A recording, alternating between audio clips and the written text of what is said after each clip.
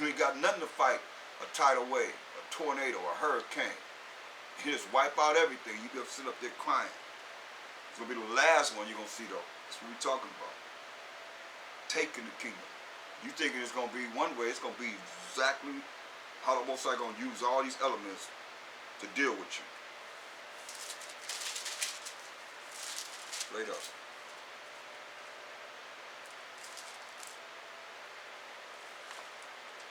Look, Isaiah 30 and 30. And the Most High shall cause his glorious voice to be heard, and shall show the lighting down of his arm,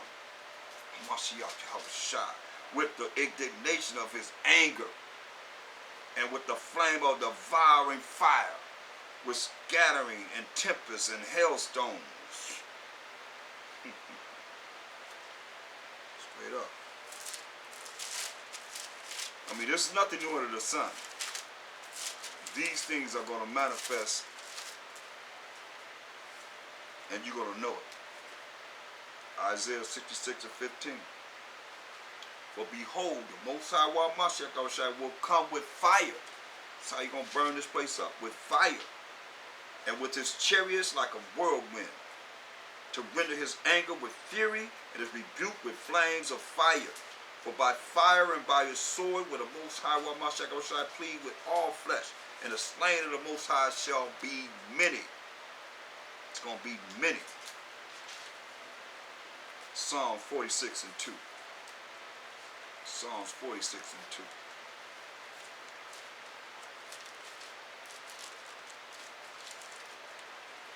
What you going to do when he comes for you? Psalm 46. Therefore will not we fear,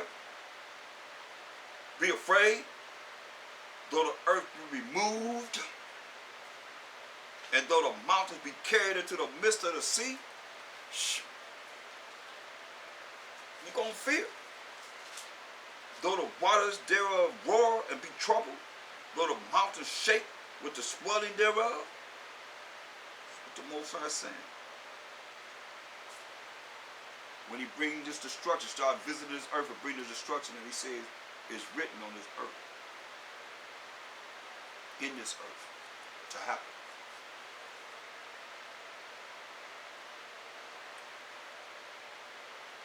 Verse 8. Come, behold the works of the Most High, what desolation he hath made in the earth. Oh, yeah, he's coming. Don't get it twisted. People think, oh, just because you see how it is now, no. He's coming. He tells us this. I mean, 2 Peter 3 and 10. 2 Peter 3 and 10. But the day of the Most High, will come as a thief in the night. I mean, you're going to know when it's coming. In the which the heavens shall pass away with a great noise, and the elements, what we've been talking about in the spirit, shall melt with fervent heat. So you know you're going to burn this place up. The earth also and the works that are therein shall be burned up. Gonna burn this baby up. Saying then that all these things shall be dissolved, what manner of persons ought ye to be in all holy convocation and righteousness, looking for and hasting unto the coming of the day of the Most High Mashiach, wherein the heavens being on fire. That's not talking about the fourth dimension where the Most High dwells. It's talking about this earth that we're living in now, and the sky. Everything will be on fire. Looking for and hasting unto the coming of the day of the Most High Mashiach, wherein the heavens being on fire shall be dissolved, and the elements shall melt with fervent heat. That's what it's saying, people. Don't wait till they come. Get yourself right. Say you're going to get yourself right. You got time. You don't have time. It's time now. So I keep telling you.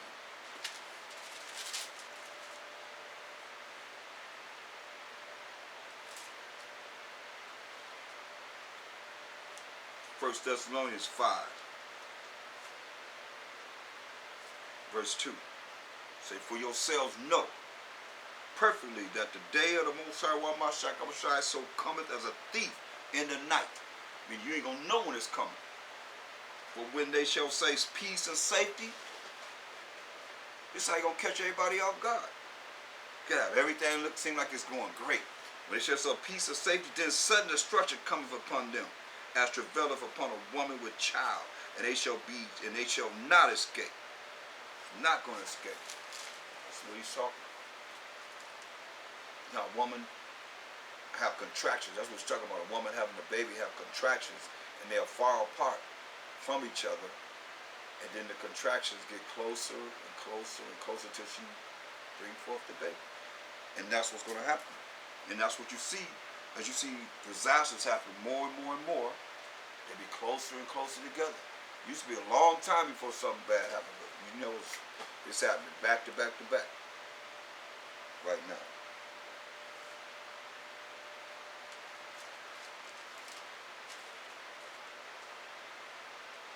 But ye, brethren, verse 4, are not in darkness. We're not supposed to be ignorant. Darkness being ignorant. We're supposed to be ignorant that that day should overtake you as a thief. So we're not supposed to be surprised when it's happened. Those that are in the spirit of the Most High, knowing what this Bible is telling us through the spirit of the Most High, we're not supposed to be caught like a thief in the night. You know, I mean, given all this and all these scriptures that's coming out and could continue to go on and on and on, then we're supposed to know. We should be caught. You shouldn't catch us like a thief in the night. It's going to catch those in darkness, those in gross darkness that the world is in and the people's minds are in, gross ignorance. It's going to catch them off balance. They're going to be off, don't know which way to go. Off guard. It says, but ye, brethren, are not in darkness, but that day should overtake you as a thief. Ye are all the children of light and the children of the day. We are not of the night nor of darkness. We are not in ignorance, nor are we in the darkness of this world, because Isaiah 8 and 20 tells us. Isaiah 8 and 20, you're not supposed to be caught off guard. You're not supposed to catch those are in the light. That's what I say, if you've got to be studying to know this, to be able to know how and when and what to expect, so that the Most High can protect you through these times to come. You can be delivered, saved, and be part of the 1/3 that's going to be redeemed from this earth, to not have to go through this. The destruction, I mean, when he burned this place up with fire. Isaiah 8 and 20.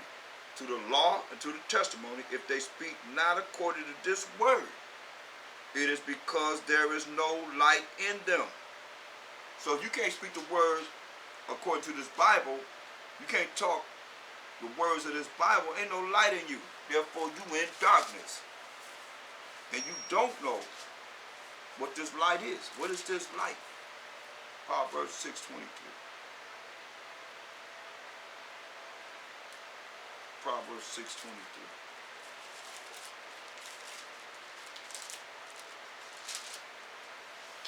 For the commandment is a lamp, and the law is light.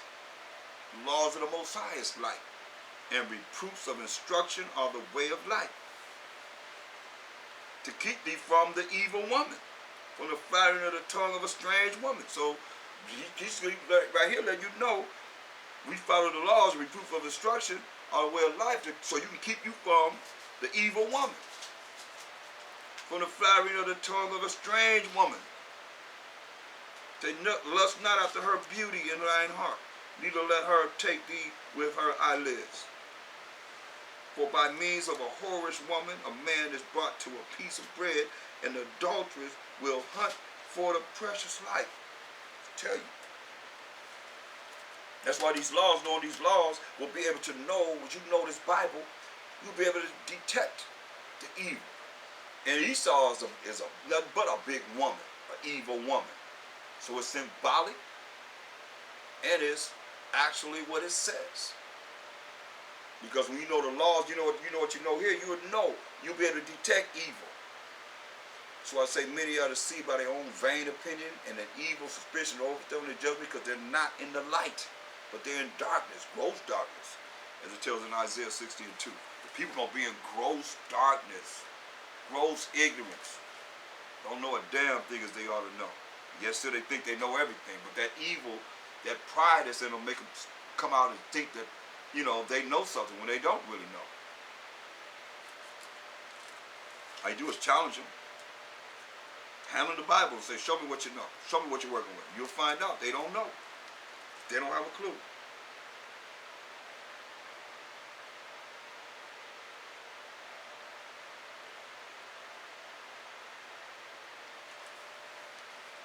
That's why it's very important that we look at these scriptures and we go over these scriptures and continue to look into what it is that's written here. Because look at Isaiah 24 and 20. Isaiah 24 and 20.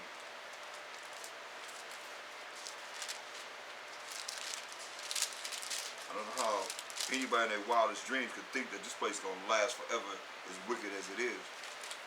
Isaiah 24 and 20. The earth shall reel to and fro like a drunkard. You know, a drunk man is staggering on, say the earth, the whole earth gonna reel to and fro like a drunkard, and shall be removed like a cottage, and the transgression thereof shall be heavier upon it, and it shall fall and not rise again. That's what I say.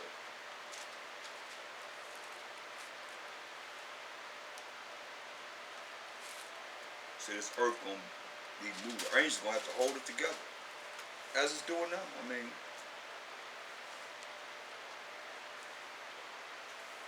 you look, go to Revelation 7 and 1. And this was happening right now. Revelation 7 and 1. And after these things, I saw 4 angels standing on the 4 corners of the earth, holding the 4 winds of the earth, that the wind should not blow on the earth, nor on the sea, nor on any tree. So these angels are holding back the destruction that the Most High get ready to bring on this earth. And I saw another angel ascending from the east, having the seal of the living power.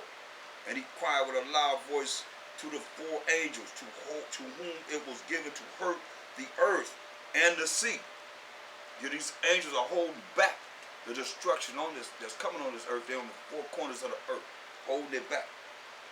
And this angel came, Mashiach Yahushua, and said, hey, he talked to the 4 angels, and their job is to destroy this place. To whom it was given to hurt the earth and the sea. You hear that?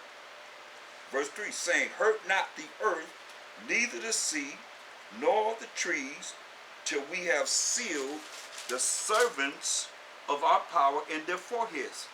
Till he have given the servants, who are the servants? The children of Israel. In our minds. Sealed us up in our minds. That's not talking about everyone. It's not talking about all nations. It's talking about the servants. Isaiah 44 and 1. Proving who the servants are. His servants in their minds. That's our forehead. What's in your forehead? Your mind. Yet now hear, O Jacob, my servant, and Israel, whom I have chosen. Okay? Verse 21. Remember these, O Jacob and Israel, for thou art my servant. Okay? So, he's got to seal the children of Israel, the men of Israel, in their foreheads. And once we're sealed in our minds, then we're going to go through, we're going to do certain things. We'll have certain men do certain things.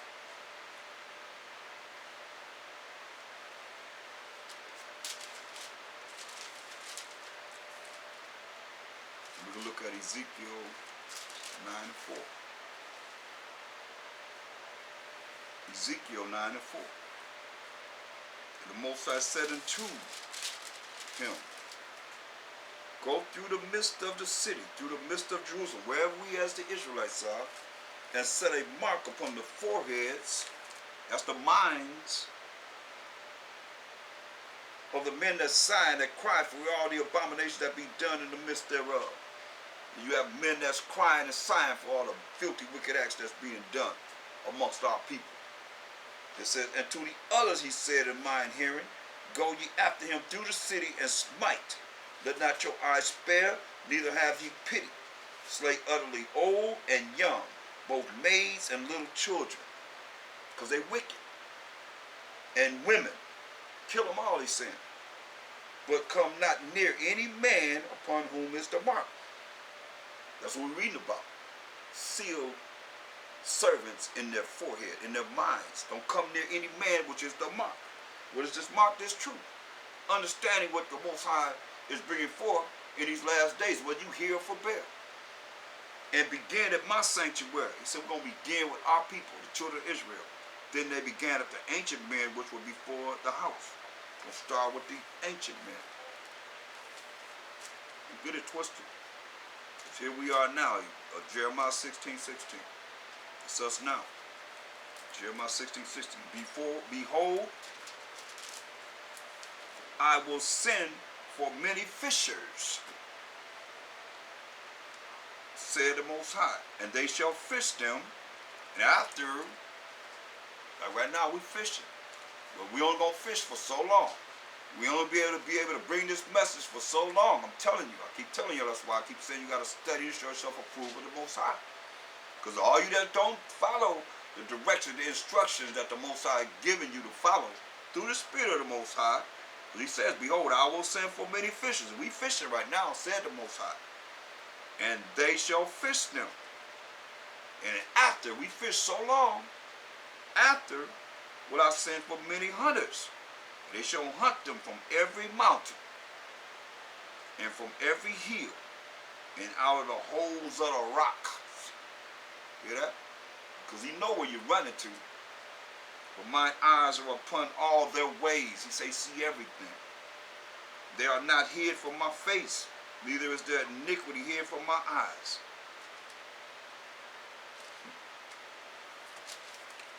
He sees everything.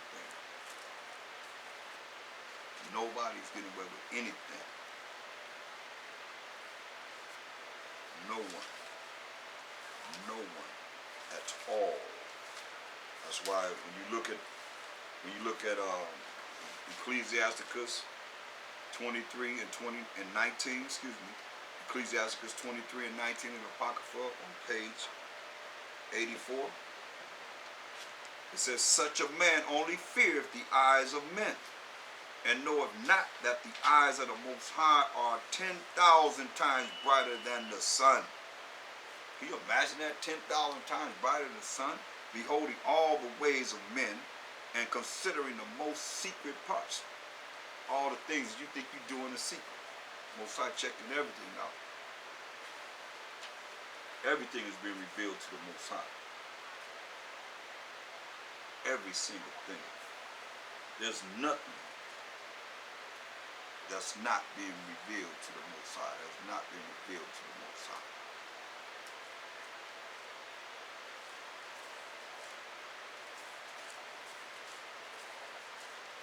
So when you start to bring the destruction on this earth, where you gonna be at, people?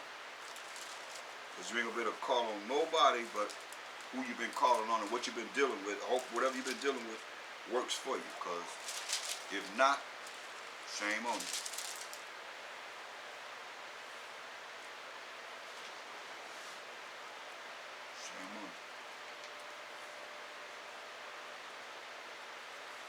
Look at Revelation 11.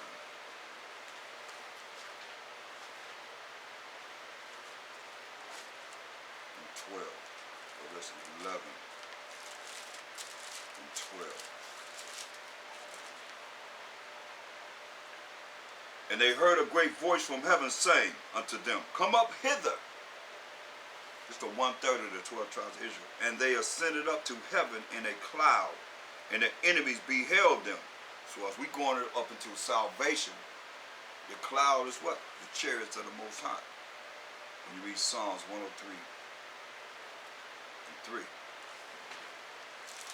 Psalms 103 and 3. Who 104 and 3, excuse me. Who layeth the beams of his chambers in the waters, who maketh the clouds his chariots, so they're a vehicle. That they call them IFOs. We call them IFOs. They call them UFOs, unidentified flying objects. We call them identified flying objects because we sung the song "Swing Low, Sweet Chariot," coming for to carry me home. I look over Jordan, but I see band of angels coming for me. So we knew about the chariots or the clouds, which are his chariots, who walketh upon the wings of the wind. They fly in a circle. They fly straight. They fly any way that the Most High wants them to do. However he made them, that's how they're going to do. Beyond anything we can imagine here. If you ever meet any pilots, ask them about them. They know about them. More than likely, they've encountered a few in their travels. Revelation 11. Could you put your phone on mute? Star 6. We can hear background noise. Revelation 11 and 12. And they heard a great voice from heaven saying unto them, Come up hither. And they ascended up to heaven in a cloud, and their enemies beheld them. So this is salvation for Israel, going up in these IFOs, chariots of the Most High. And it tells us also in 1 Thessalonians 4:16. 1 Thessalonians 4 and 16. For the Most High Shai himself shall descend from heaven with a shout. So it tells you in Revelation 1 and 7. So you're going to descend, right? So Revelation 1 and 7 says, Behold, he cometh with clouds. That's the chariots. And every eye shall see him. So don't worry about seeing him, because he said every eye gonna see him. And they also which pierced him.